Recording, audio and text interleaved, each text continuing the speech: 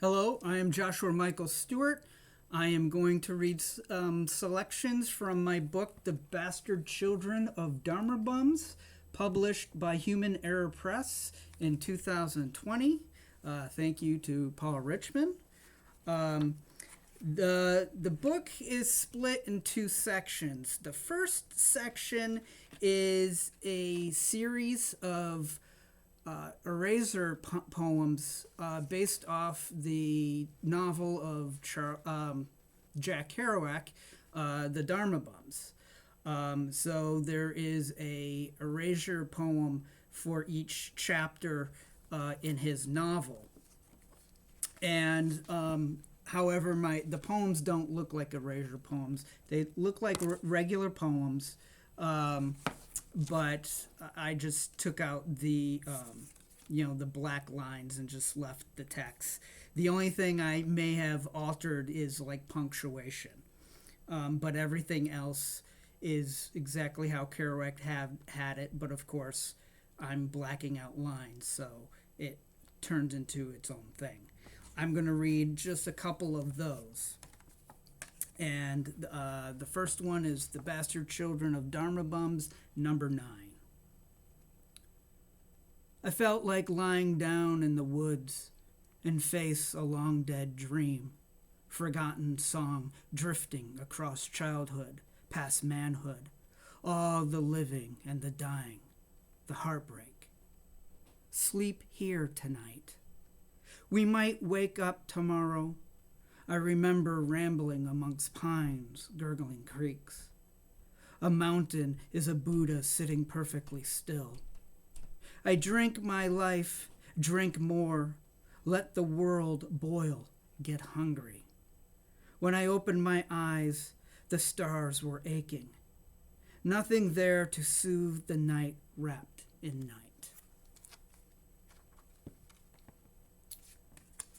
And this one is The Bastard Children of Dharma Bums, number 25. Chant in Buddhist monasteries. Take refuge in the Dharma. Take refuge in scrambled eggs. Eat your pancakes. I'll show you how to handle Zen.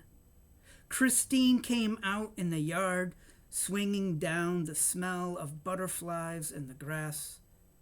The Buddha came to a puddle, wallowing in mud truth.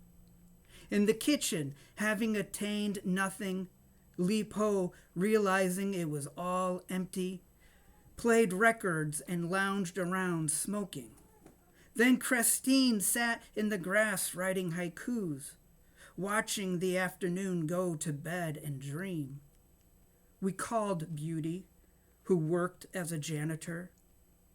The Buddha picking a lute, singing, I was hitchhiking with a mind full of devils, smiled and danced.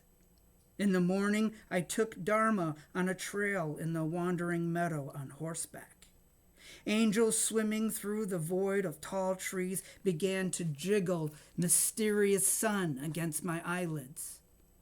As a blue hummingbird yelled a greeting, buzzing wings, my joy got down on its knees, talked to the beautiful flowers and to a sprig of pine needles. Then, like a laughing crow, turned and went staggering over the side of a hill.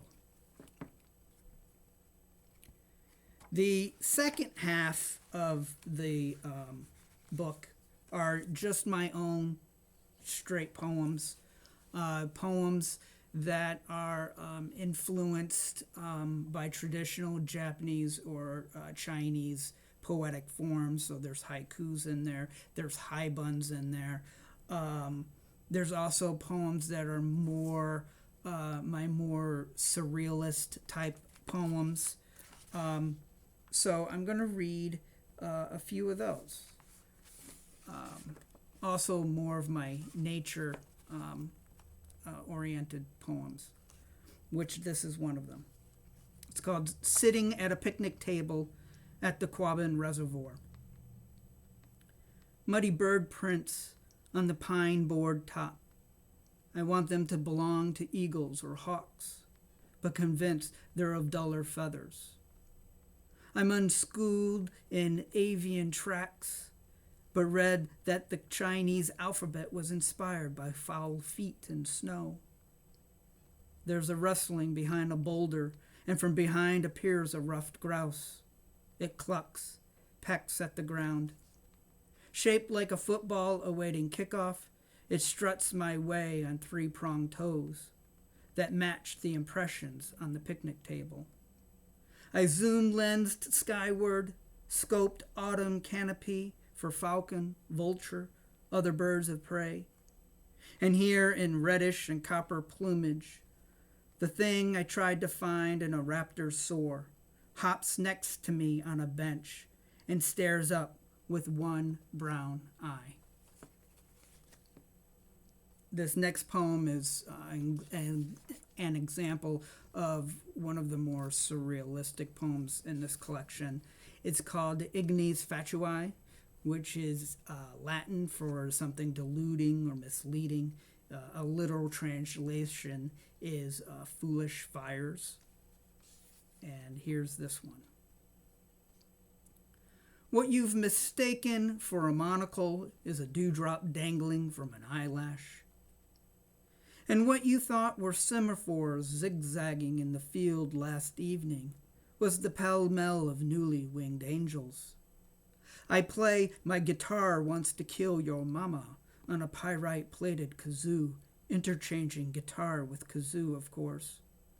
Are you dazzled by my caterpillar-skinned leotard? When I Watusi, are you left breathless? I am the wisteria under your window, which you take as a slow fire engulfing your house in purple and white flames. And I'll end this reading with one of my high buns. Technically, this would be called a tanka prose because instead of having a haiku after the prose, it's a tanka, but I call them all high buns. I don't really see the sense why we need to make all these different distinctions between the two. And this one is titled To Life.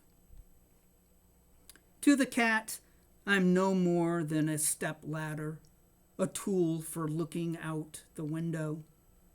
From here on the bed, I see a scribble of branches, the occasional flash of bird, and the dusty underside of drawn-up blinds. The cat reports on ground activity. His chatters indicate the robin's return. His yowls announce that the calico next door is all belly and paws in the patch of sun. Today, there are no big questions I'll ask or try to answer. Instead, I'll fold my hands on my chest and tap a finger along to my neighbor's hammer as he pounds something beautiful and strong to life. Sundown, sunrise, a butterfly's open and closes its wings. Thank you. So again, the book is called The Bastard Children of Dharma Bums, published by Human Error Press in 2020. Thank you.